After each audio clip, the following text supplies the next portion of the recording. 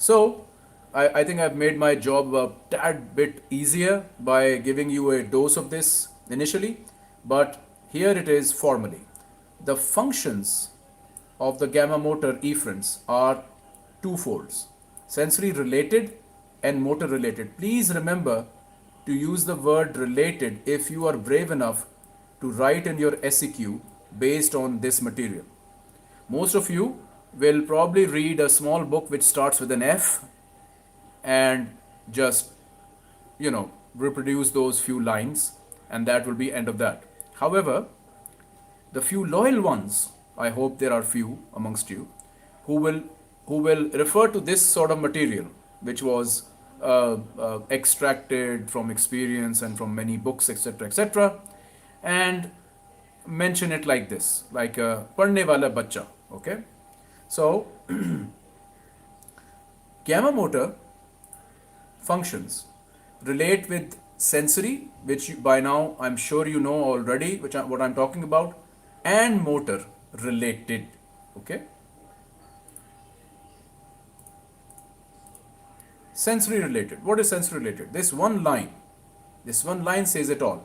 It regulates the sensitivity of the intrafusal muscle fiber. That's it. This is, if you remember this, you are good to go. And if you remember my lecture in which I took a rubber band and stretched it and then plucked it in the middle to show you that if it's stretched, the response is more vibrations per pluck, per picking, and if it's less stretched, then the vibration is lesser. Okay, so with this information, we'll just read through this, that if a dynamic efferent stimulated muscle, it is extra sensitive to, welcome back, again I was telling you this bit here, let me just clear this off. I'm now explaining this bit and this bit's here. Okay, so this is obviously related to the dynamic efferent. So if there is a muscle, imagine there's a muscle which is rich in bag fibers, nuclear bag fibers. Nuclear bag fibers are innervated by which type of gamma? Say N. Go on. Which type of gamma fiber stimulates the nuclear bag fiber? This is like an attendance call as well, to see who is where.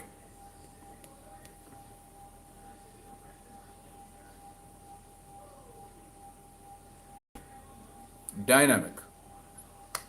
What about the rest of you? There's 70 on the clock. Go on, I want new names. Come on. Good. New names. Thank you.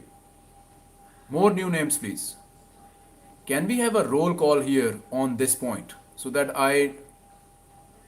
thank you. Thank you very much. Dynamic. Good. So are you with the program? So if you have a muscle, imagine you have a muscle which is rich in dynamic nuclear bag fibers, you know that they're stimulated by the dynamic efferent component. Okay, so these muscles will be extra sensitive to quick changes naturally. Yes, and if there's a muscle which is rich in nuclear chain fibers, it will be sensitive to static changes, i.e. the bulk amount changes in length. This is rate of change, amount of change. Yes, this is again old information just being given to you in the context of gamma efferents. This is the dynamic response, this is the static response. I'm just connecting the gamma efferents to it now. Just nothing new, to be honest. Okay. Now we move on to motor related, and this is where the co-activation now comes in. So in the motor related function of gamma motor, we've already done this. If this is a muscle, it's relaxed, muscle spindle fibers are sensitive to stretch, so it's minding its own business. Now you contract the extrafusal. This is extrafusal, this is the spindle, so you understand, right? So this is the extrafusal, you contract it without contracting the intrafusal fiber. Look at what happens. Dhila. Welcome back. If you were to hypothetically contract the extrafusal only, this is the problem that you'll get. This is the problem that you get. This is a bad problem to have, because now the muscle fiber has slackened and it's not sensitive to stretch. It has literally stopped working. Agreed?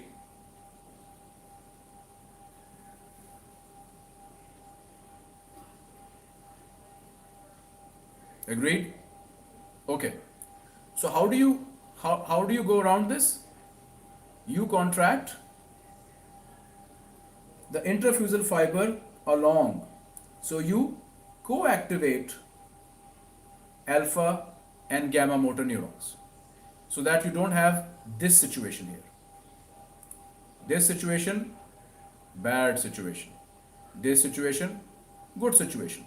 So extrafusal and interfusal both contract, the spindle gets to be taut and gets to keep its function. And very importantly, guys, there's something else that goes on. We don't want, and this is a candy question. Wallah, I would have given candy and even a chocolate actually. Who would respond to this question? Question coming up. Tell me one more bad thing about this scenario. Let me clear these things out.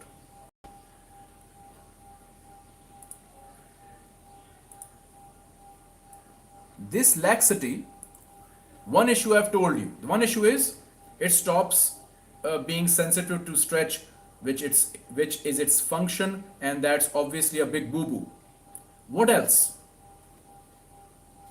What else is a big problem? Maza aa jaye वैसे if somebody answers this one. Tone, no sensory input, no smooth contraction. Hold on. Empty 99. Okay, people are also commenting on tone, fine.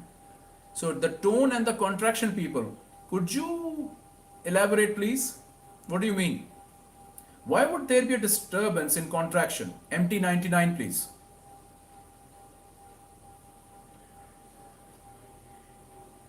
Empty 99, please stand up and tell us, why did you write disturbed contraction or something to that effect?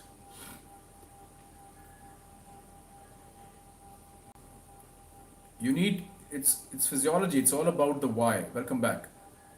Why does this cause contraction issues? And it does cause contraction issues, by the way. So why? It is about contraction, guys. I'm giving you a hint now.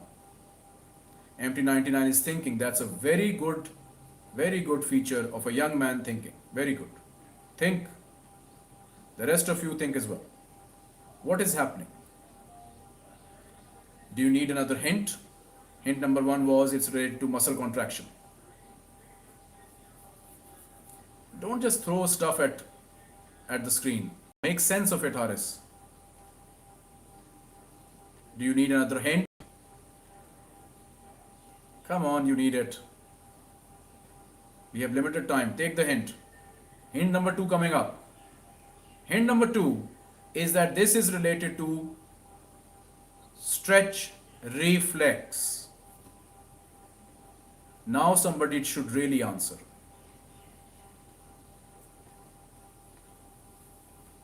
It's still a toughie. Toffee nahi, toughie. It's tough. Still tough to answer.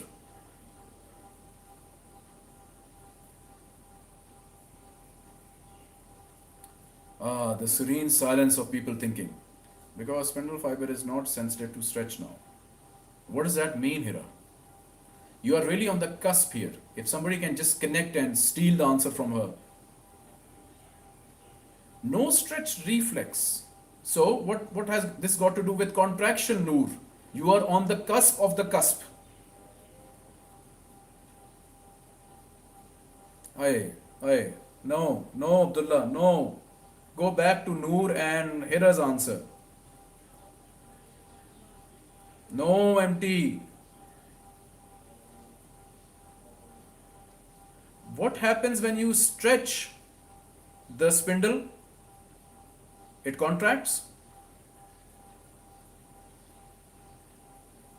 Shabash. And it would help you in this scenario. Will it help you in this scenario? If the spindle would be taut, it will induce the stretch reflex valley contraction to help with the whole gross contraction, wouldn't it?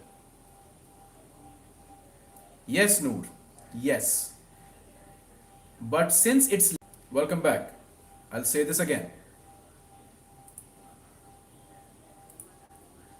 When this got laxed, it stopped the stretch reflex induced augmented contraction. Remember the hybrid example that I gave? In this, the hybrid would be the extrafusal running on fuel and the intrafusal running on electric. So when you contract the extrafusal fibers, you at least don't want the intrafusal to negate the contraction. Well, they will negate it if they go lax, because when they go lax, they stop helping the extrafusal fiber by stretch reflex induced contractions, which are supposed to help the extrafusal contraction, which by the way happens when you contract it by gamma motor and now you have kept it stretched, so that in the stretch situation it will help you by inducing a stretch reflex valley contraction, which helps with the extrafusal contractions as well. At least doesn't negate it. Do you understand the negation point? I sense that the class is going blank on the negation. Look, should I explain? Or is it clear?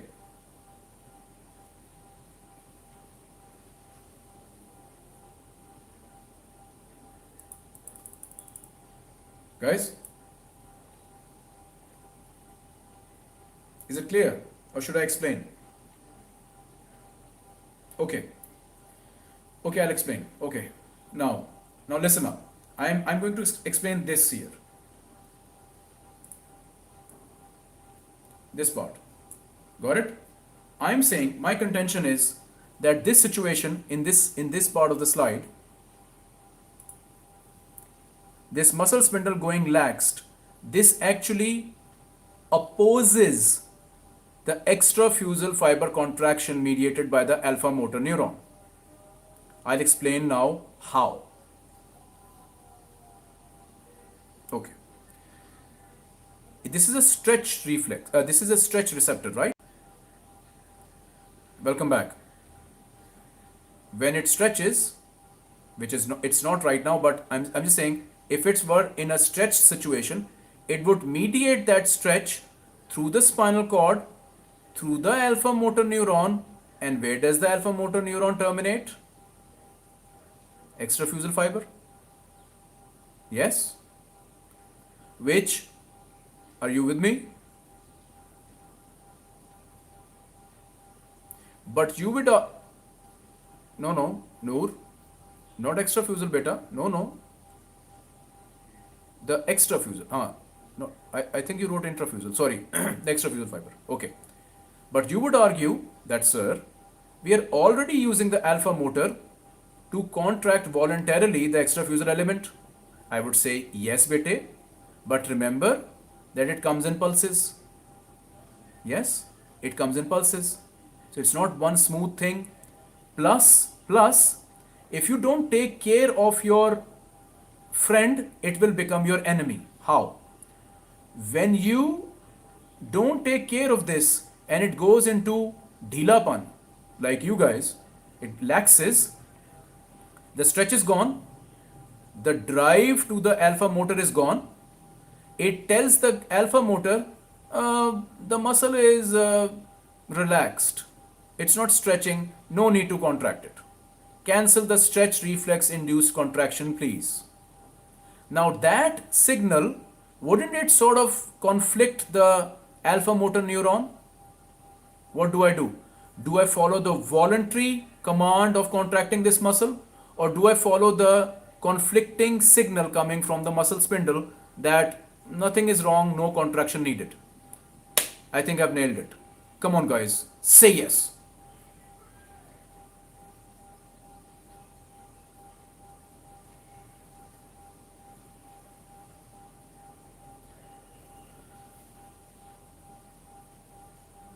Uh, Horace, no, it increases, it helps it.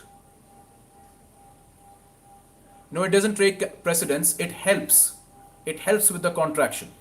Remember when I mentioned that it comes in pulses and stretch reflex induced contractions, they help plug the gap, fill the gap. This is one. Okay, welcome back. Are we sort of clear what just happened?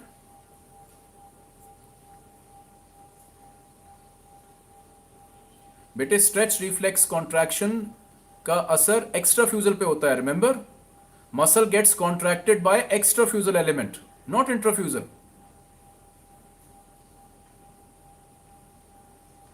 And this shows the deficiency in your initial lectures.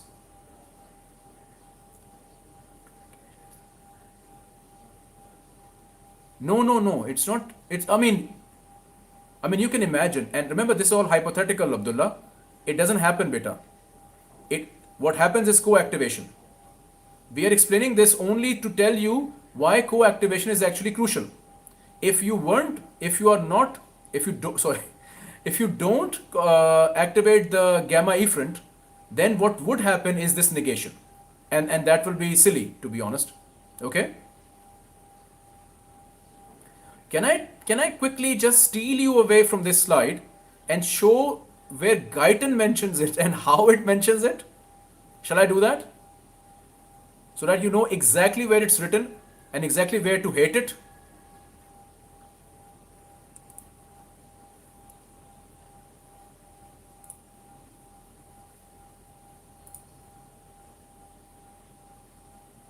Logi, this is where it says it. Right here. It's this heading and this explanation. To be very precise, is there a highlighting tool here? Oh, come on, where is it? Is there a highlighting tool?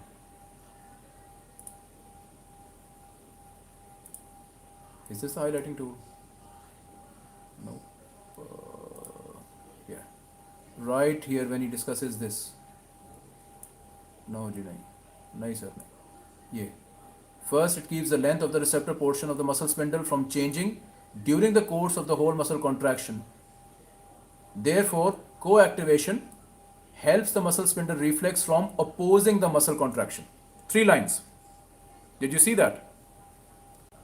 He hasn't, welcome back. He hasn't really explained it here well either. So when he discusses it here, this is actually an application of a concept. He should have explained properly here. So both of these paragraphs actually are not well written, to be honest, in my humble opinion. That's that. That's where we step in. Okay? You guys clear? So co-activation, you know now why it's important. Co-activation, so that the thing doesn't oppose. There is no conflict between extrafusal and intrafusal input. We quickly go on to the damping function. By the way, the averaging out or damping, it's the same thing. Guyton mentions damping and averaging out. This is a muscle fiber.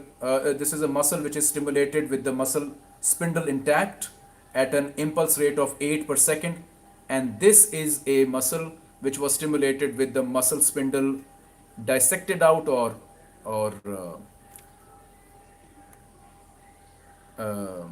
damaged, and you can see the wreck that it has occurred, that it has taken place.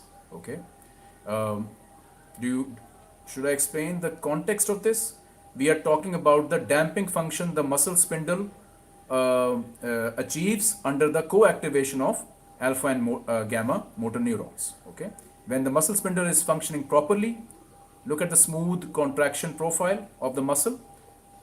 Even though you are stimulating it in pulses, just like the spinal cord does, Here you are stimulating it at 8 per second. No, yes, Noor. No stretch reflex here. So when you take out muscle spindle, you take out its augmentation, the hybridness of the muscle spindle. This is what it looks like. It looks very angry. It looks all over the place. This is not graceful, and you won't get work done. Imagine getting up like this.